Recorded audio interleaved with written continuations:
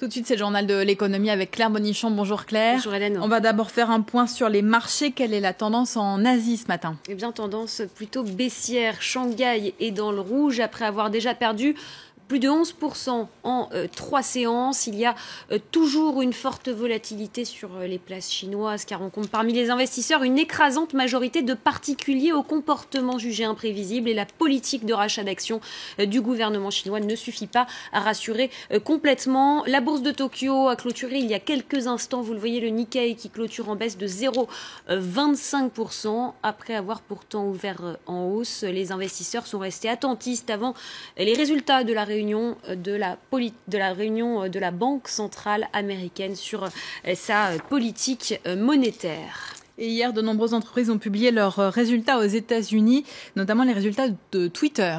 Oui, ces résultats sont meilleurs que prévus, mais le réseau social montre encore des faiblesses. Le chiffre d'affaires a bondi de 61% sur un an, mais l'audience, elle, ne décolle toujours pas. Twitter est en panne de croissance. Les détails avec Olivier Boulinck. Twitter déçoit une nouvelle fois. La croissance du nombre des utilisateurs du site est morose. Au premier trimestre 2015, on dénombrait 302 millions de tweetos, 304 au deuxième. Une broutille par rapport à Facebook qui compte 1,4 milliard d'abonnés. Twitter attire de moins en moins. Le nombre d'inscrits a progressé de seulement 12% au second trimestre. C'est l'évolution la moins rapide depuis l'entrée en bourse du réseau social en 2013. Et ce constat inquiète la direction du site. C'est inacceptable et nous ne sommes pas du tout satisfaits. Tout n'est pas noir pour autant. Le chiffre d'affaires progresse de 61% grâce à des revenus publicitaires qui se portent bien. Mais le réseau social peine à trouver un nouveau modèle de croissance, ce qui avait poussé Dick Costolo à quitter son poste de directeur général en juin dernier. Pour subsister, Twitter devra donc changer de stratégie, de quoi relancer les rumeurs sur un possible rachat par Google.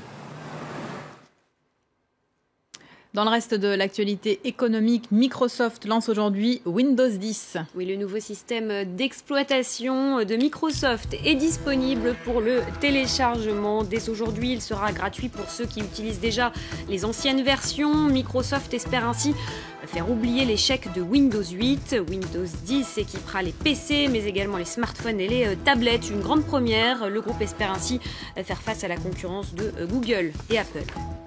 PSA vient de publier à l'instant ses résultats pour les 6 premiers mois de l'année. Le constructeur automobile français a réalisé un bénéfice net de plus de 570 millions d'euros. C'est son premier semestre positif depuis 4 ans. Les ventes aussi sont en hausse après la mise en place de son plan stratégique. Le président du directoire, Carlos Tavares, se félicite de résultats, je cite, très positifs, mais il reste prudent pour le reste de l'année. La Commission européenne a ouvert une enquête afin de déterminer si Disneyland Paris fait payer davantage des visiteurs en fonction de leur pays de résidence, une pratique contraire aux règles de l'Union européenne. Plusieurs plaintes ont été déposées. Le Financial Times précise que le parc d'attractions le plus grand d'Europe est accusé d'avoir notamment surfacturé des visiteurs allemands et britanniques. Pour finir, le mois de juillet se termine, l'occasion de faire un premier bilan de la saison touristique. Et ce bilan est très positif dans l'Hexagone. La fréquentation est en hausse et les vacanciers dépensent beaucoup plus. Le reportage de nos confrères de France 2. Le soleil sur la peau et les pieds dans l'eau, des conditions idéales pour des vacances qui font rêver. Sur les plages de Corse, les touristes ont été au rendez-vous tout le mois de juillet. Ici à Porto Vecchio, comme partout en France, la météo a favorisé les réservations de dernière minute. Les professionnels sont satisfaits. Un peu mieux que l'an dernier, du fait qu'on n'ait pas eu de mauvais temps dans un premier temps. Et puis ensuite, certaines choses qui n'ont pas eu lieu, qui ont eu lieu l'année dernière, de grève par exemple. Des vacanciers plus nombreux, mais des séjours qui durent moins longtemps. Le client, à sa guise, prend une nuit, 2 nuits, 3 nuits. C'est vrai que la tendance est plus sur du court séjour que sur un séjour plus long.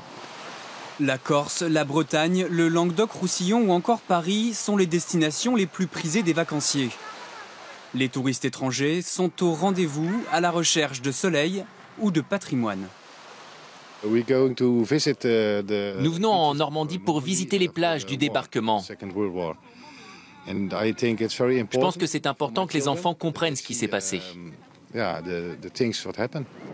Des touristes étrangers, mais aussi français.